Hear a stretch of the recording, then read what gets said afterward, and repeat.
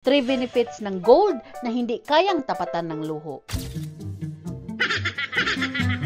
Gold morning mga madam! Masarap bumili ng luho, sapatos, bag, relo, pabango. Pero ang tanong, pagdating ng emergency, kaya ka bang iligtas ng collection mo?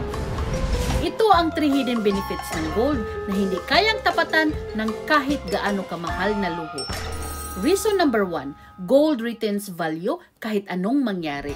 Ang bag, bumababa ang value paglabas mo pa lang ng store. Ang relo, wala ng half ang presyo next month, except kung Rolex yan. Pero ang gold, tumataas habang tumatagal. Hindi lang siya display, asset siya.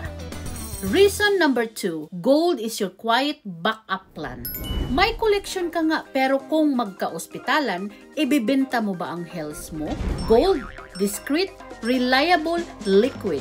Hindi mo siya nilalabas para magyabang, pero siya ang unang sasalo sa'yo pag kailangan mo.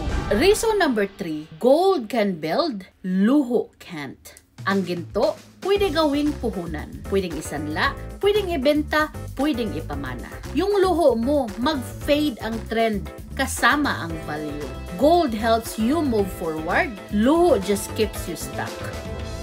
Kaya mga madam, reward yourself, pero wag mong kalimutan ang sarili mong future. Bago ang next branded bag, tanungin mo muna, meron na ba akong gold sa bahay? This is Madam Gold Digger reminding you, hindi masama ang luho, pero masama kung wala kang fallback at yan ang ginto.